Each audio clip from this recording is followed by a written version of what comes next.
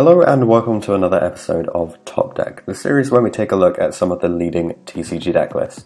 So this time we have Massey's list that took top 8 at the recent Bournemouth regional, a rather large one actually, where quite a few people came down from all parts of the UK, and he made top 8 with Salamangreat. So let's run through the list. He was playing the Artifact engine, he opted to play 2 Veilers and no impermanences in this list, which means that the Phantasma is never really a problem there. Triple Buffalo and double debug, which is becoming fairly standard for the people who decide to run Buffaloes.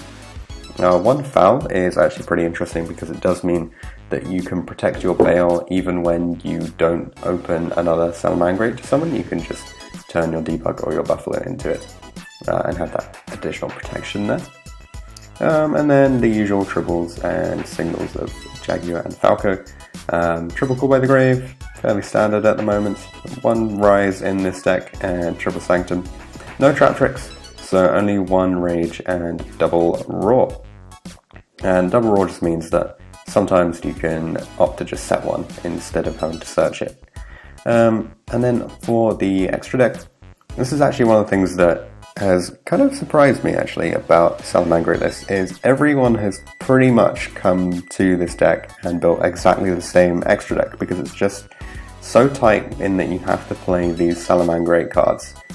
And then beyond that, Heater is absolutely one of the best, Phoenix is totally necessary, Borreload is necessary for your Thunder matchups, and Update Jammer is the one that makes it slightly more flexible, and everyone's settled on Abyss Dweller because it's the best one in a mirror match, and it's actually really good against a lot of the meta at the moment. So not a lot to say about variation within this extra deck. Onto the side deck then. Again, this is one of the things that kind of surprises me in how kind of standard we see it being. So triple Pank, triple Droll, double Fusion of Fire, 1 Super Poly, triple Twin, triple Reboot. I think almost every Salamangreat list I see at the moment features these 3, these 3, and these 3. These 3 are always used if people want to be able to win the mirror, and these 3 are used if people fear a lot of the searching and like danger decks. So that is the list, and let's get on to the additional comments from Massey then. So we'll take a look at some of the rounds first. He's got some additional comments for each of these. So the Danger Thunder round, he lost the dice roll, but his hand traps prevented his opponent from making a good board, so he was able to just OTK, and then in game 2 the opponent bricked, so he OTK'd again. Round 2 against Chaos Max Incantation. This was a 2-1 match. He lost the dice roll and the opponent went first, but did not make any board, so Massey was just able to establish his own and then kill the opponent the turn after. In game 2, he lost to Chaos Max because it's just so strong, and because he bricked. And in game 3, the opponent Massey drolled the opponent and then was able to just OTK him from there. Round 3 against Crusader Guard Dragon, another 2-1. He won the diagonal this time and got to go first, but the opponent then just OTK'd him using the Equimax or Maximus combo. In game 2, Mass was able to use Sanctum during the standby phase, but he got red rebooted. The opponent failed to OTK though, so Mass was able to clear the opposing board and the opponent scooped. And then in game 3, the opponent went first, did not manage to summon LP, so ended up on a Sayuja and Crusadia Tiger, which I believe is the Regulax. So Mass just killed him the following turn. Round 4 against a Salamangreat, so the mirror match, going 2-0 here, so very solid victory, winning the die roll, using Sanctum in the standby phase. Obviously means the opponent has to end on basically nothing. Game 2, the opponent went second, so Mass made the board and set Scythe. The opponent summoned Pancratops, normal Foxy, and there was a rage to... Mass had to use the rage to pop his own Scythe. Use the rage, and then Pancratops popped the Scythe. And then from there, that's game, obviously. So round 5 against Danger Orcust, lost the die roll, so game 1 he got Azathoted and had to scoop, and in game 2 he went first, but drew Scythe and had no interruptions, so the opponent just made Boral Sword and killed him. Round 6 against True Draco, which is generally one of the tougher matchups. He won the dice roll, negated and popped the back row and diagram with Rage and Roar, and then killed the opponent the turn after, and in game 2 he drolled the opponent set 5 and passed, and there was a Twin Twister for the back row, and then Mass was just able to attack him directly with Spinny, make the Bell Wings pass, and then actually oppose him demise. So it just outgrinded the opponent in the following turns there. And then finally for round 7, going 2-0 here against Thunder Dragon, won the dice roll, made the board, and with Roar and Rage set, he basically has everything. The opponent tried to bait, but eventually just ended up on 1 Levy in ear, so had to scoop. And in game 2, Mass drolled the opponent and he ended up on a Colossus. So Mass could make the Stallion to get rid of the Colossus and then attack and set a Sanctum. And when he flips Sanctum against Thunder Dragons and they don't have a board already, that's pretty much game. So that's it for the rounds. Let's take a quick look at the siding strategy, see if anything really stands out. So Danger Thunder, when going first, putting in the Drolls because you need to be able to survive for a few turns. Droll has an interesting interaction when you go first against Dangers because it essentially acts like a trap floodgate, like the typical just lock your opponent out. And it's kind of an odd one because if you play it against most of the other decks that we see, like Trickstar or some other variants, you often find that they can survive because they play enough other cards that don't lose to the Droll. Whereas if you're playing a very heavy Danger deck, you can struggle to actually come out with anything at all. Especially when you have a deck that then puts Thunder Dragons on top of that, where a bunch of them search cards, so you can kind of struggle with that. So he actually takes out the Phantasma as well as the Fusion of Fire there, just not expecting to be able to OTK at any point. Going second, the Super Poly comes in, which is pretty interesting, as well as the additional 1 Fusion of Fire and double Pankratops, just being able to stop the Titan problems and deal with any big monsters. You know, 2600 is still pretty strong. Cool with the Grave Sanctums and Debuggers coming out there. Interesting that he chooses to keep in one of the Sanctums and the Scythe anyway, just in case he doesn't, the opponent doesn't make anything, and then in the following turns you can outgrind them. For against the Danger Orcast, no changes when going first. Going second, there's a ton of stuff coming in, so Pankratops, Twisters, Super Poly, and Fusion of Fire, just all ways to be able to deal with problems that your opponent has.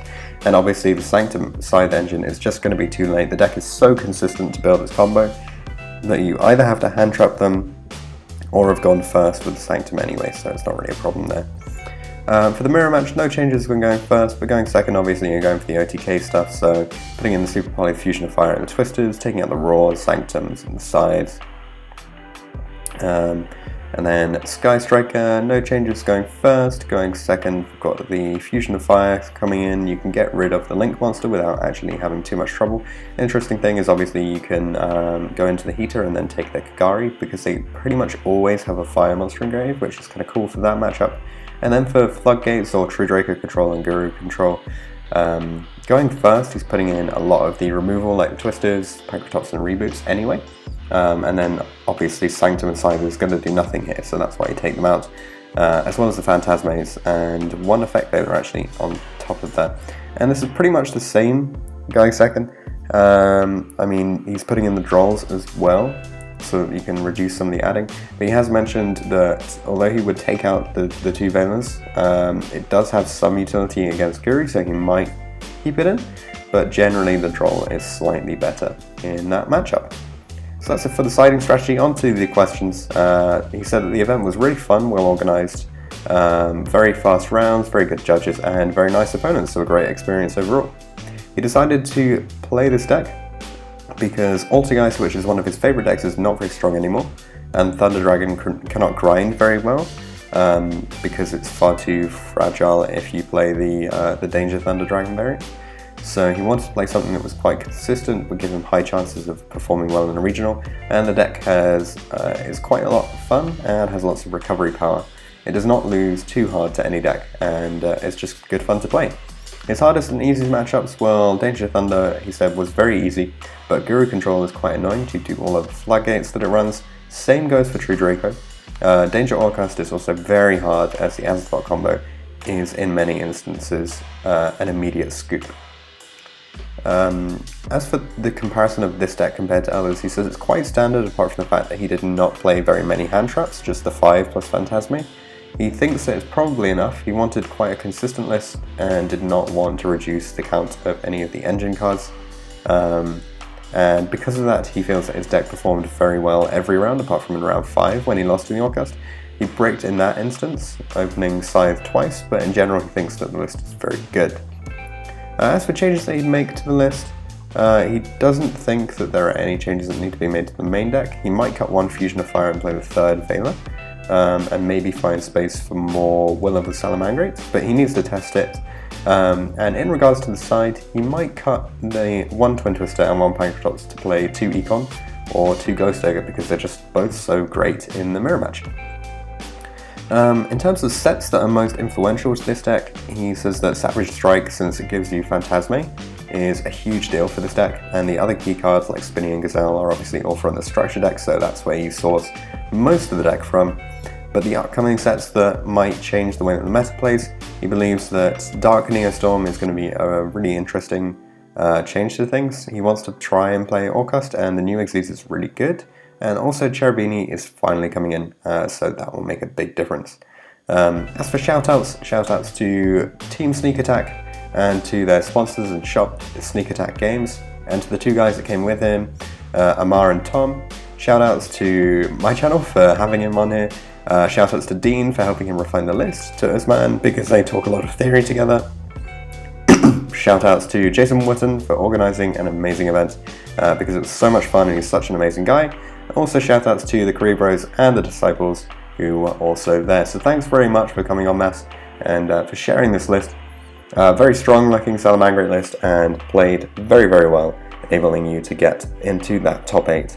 So congratulations, and hopefully we'll see you again in the future. Thanks for watching this episode of Top Deck. If you have any comments or suggestions that you would like to make, leave them in the comment section down below. Check out the description for details of how you can get involved in this series. You can enter by voice interview, or instead you could just send all of your information over Facebook Messenger. Anything like that will be absolutely fine. If you want to see anything in particular from the upcoming series, then be sure to get in touch, and I'll see you guys in the next video.